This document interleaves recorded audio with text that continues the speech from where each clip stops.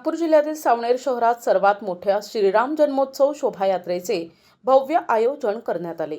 सावनेर व्यापारी संघ आणि रामायण प्रसारक मंडळ यांच्या संयुक्त विद्यमाने या शोभायात्रेचे आयोजन करण्यात आले। पुरातन मुरलीधर मंदिर प्रांगणात प्रभू श्रीरामांची पालखी रात्री अंदाजे 7 वाजता निघाली। त्यावेळी आमदार डॉक्टर आशिष देशमुख, डॉक्टर राजू पोद्दार, जिल्हा परिषद उपाध्यक्ष मनोहर कुंभारे, व्यापारी संघाचे अध्यक्ष पाटील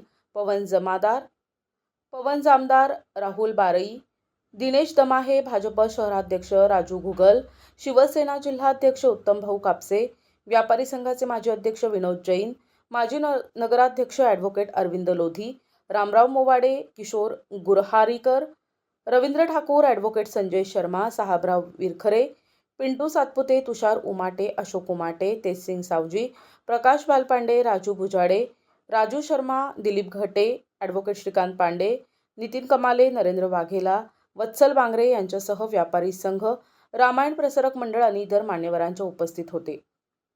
रामधून, आकर्षक झाक्या आणि भगव्या पताकांनी सजवलेल्या रथात शोभायात्रेत जय श्रीरामांच्या घोषणांनी वातावरण भक्तिमय झालं होतं। चहूदिशांनी असं वाटत होतं की सावनेर शहर अयोध्यामय झाले।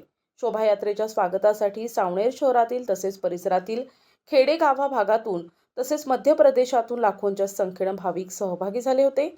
मार्गावर ठिकठिकाणी स्वागतद्वार, बॅनर, पोस्टर आणि भगव्यांनी सजवलेले चौक दिसून येत होते। कृषी मंडी येथून सुरुवात झालेली ही शोभायात्रा होळी चौक, बाजार चौक, गडकरी चौक, गांधी चौक, राजकमल चौक, बसस्टँड मार्गे आकर्षक आतिषबाजी आणि फुलांच्या वर्षावासह मिरवली गेली। जिनिंग प्रेसिंग मार्गे मुरलीधर मंदिरात पोहोचून आरतीनंतर भव्य शोभायात्रेचा समारोप झाला। मुरलीधर मंदिर परिसरातील लाईट डेकोरेशनमुळे संपूर्ण परिसर उजळून निघाला होता। लाखो लोकांच्या सहभागाने सावनेरमध्ये एक धार्मिक सोहळा अनुभवास आला। त्यावेळी सावनेर पोलीस विभागाचे मोठ्या संख्येत पोलीस दल जागोजागी तैनात होते। आहे तर सावनेरचे वरिष्ठ पत्रकार आपल्याला जुळले आहे। सर, आपलं नाव सांगा। मी दीपक नववार आजच्या दिवसाबाबत तुम्ही सविस्तर सांगा। मागच्या वर्षी कसं झालं आणि आजच्या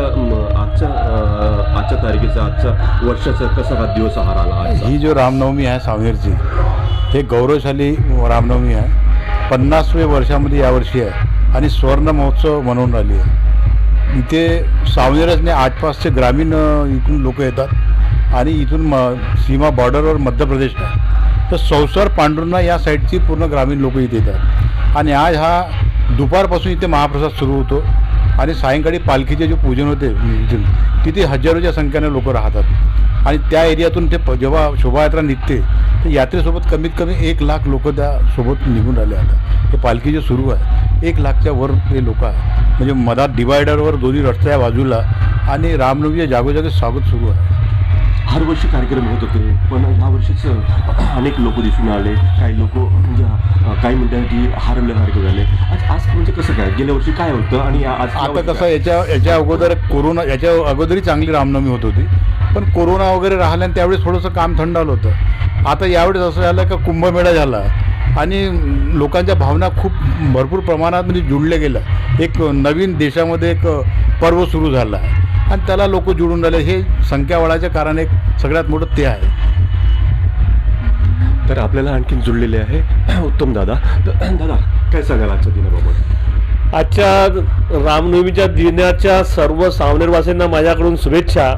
आणि सावनेरमध्ये पारंपरिक 50 वर्ष पूर्ण झाले रामनवमीच्या याला ह्या शोभायात्रा जो निघते, आमच्या सावनेरमध्ये प्रत्येक ट्रेडर्सचं असो किंवा प्रत्येक एक ग्रुप असो, असे एक कम से कम 34 झाक्या निघाल्या आहे।